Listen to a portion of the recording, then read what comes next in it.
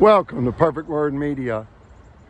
I'm standing here in the parking lot of Super Walmart, Gunnersville. That's Gunnersville, Alabama, USA. And what I want to tell you is in 2019, I was treated like a shoplifter here. And I sued them for $30,000 for harassing me and treating me like a shoplifter when it did not warrant it. My debit card had simply been declined. And as I was leaving the store to go get the cash money for a $300 buggy full of grocery purchase, I was mistreated and treated like a shoplifter. So come to find out, it's the sheriff, Phil Sims, that was telling the deputies to tell the security at Walmart to target me. And they did.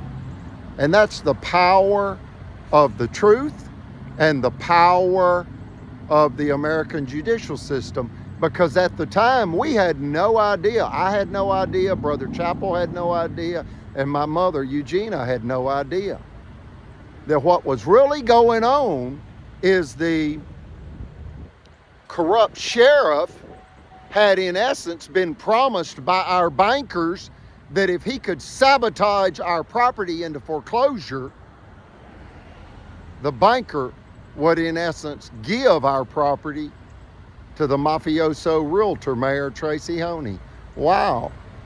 And then you find out what actually triggered it was the officials had just become aware of what we call the $1 billion retail outlet development deal going in, which is now under construction directly across Highway 431 from our property. Look at that. Corrupt county marshal. The judges steal land for the mafioso mayor. And the sheriff is also corrupt. No home safe, folks.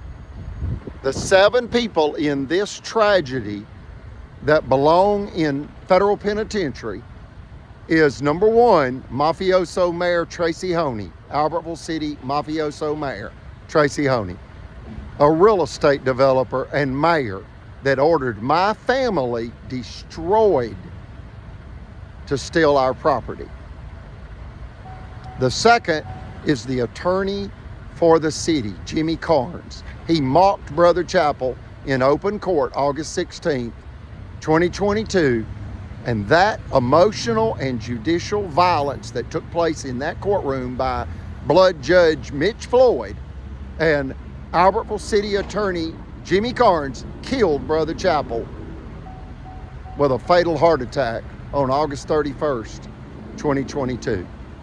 They were targeting us, harassing us, terrorizing us, planting illegal narcotics and firearms on us, and then you find out they wanted our property into foreclosure, and they had been promised by our bankers that if they could get us into foreclosure, the bankers would give our property to the city mayor.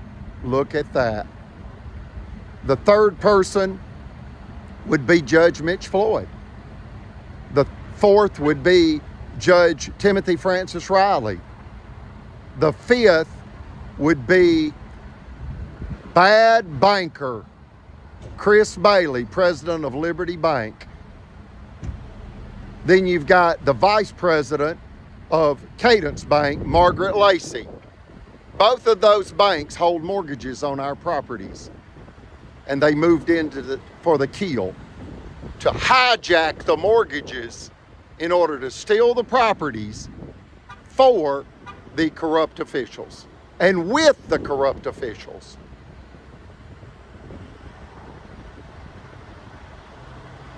And then you've got Sheriff Phil Sims. Sheriff Phil Sims, a very dangerous criminal with a gun. He posts himself online holding a large metal 9mm Glock. dangerous people. The judges issue illegal judgments, and then they issue illegal orders to confiscate, evacuate, and foreclose upon their theft target.